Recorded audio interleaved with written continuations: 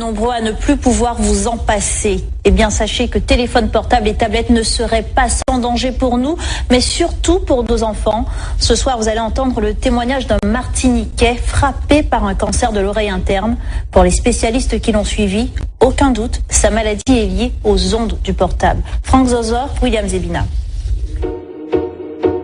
Ces images datent de 1995, c'est Rémi Villa, un nom que vous connaissez. Il a porté haut les couleurs de notre pays, un véliplanchiste, 4 fois champion du monde, 20 fois champion de la Martinique.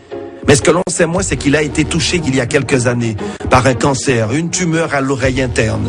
Soigné à l'hôpital Pellegrin à Bordeaux, ses médecins lui expliquent que cette tumeur serait liée à l'utilisation du téléphone portable. Les médecins m'ont dit clairement, tout ceci est dû au téléphone portable. Notre service pour les tumeurs à l'acoustique a été augmenté par 5, multiplié par 5 depuis l'avènement du portable. J'ai fait tout ce qu'il ne fallait pas faire. Dormir avec un téléphone à côté de ma tête, à 30 cm de ma tête. Chose à ne jamais faire. Donc il faut éteindre impérativement son téléphone portable quand il est dans une chambre ou le laisser à l'extérieur.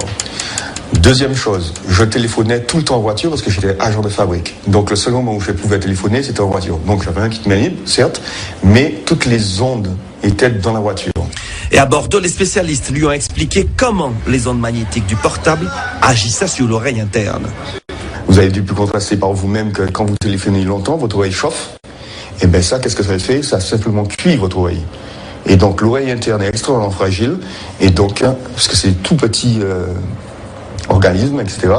Donc forcément, on l'abîme, on la cuit et on finit par la détruire.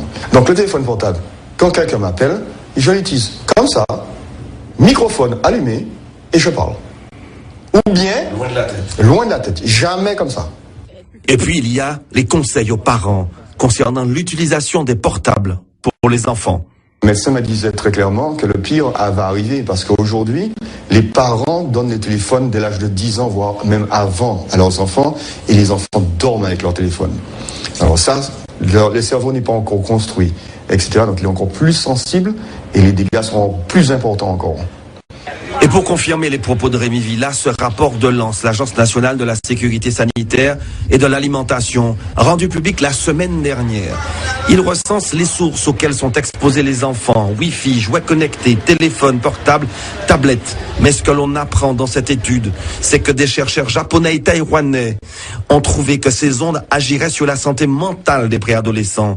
Dépression, comportement à risque, tentative de suicide pourraient être provoquées par l'utilisation précoce de ces objets connectés. Et enfin, dernier conseil de Rémi Villa, évitez les portables dans les poches. Les ondes affectent également les organes génitaux.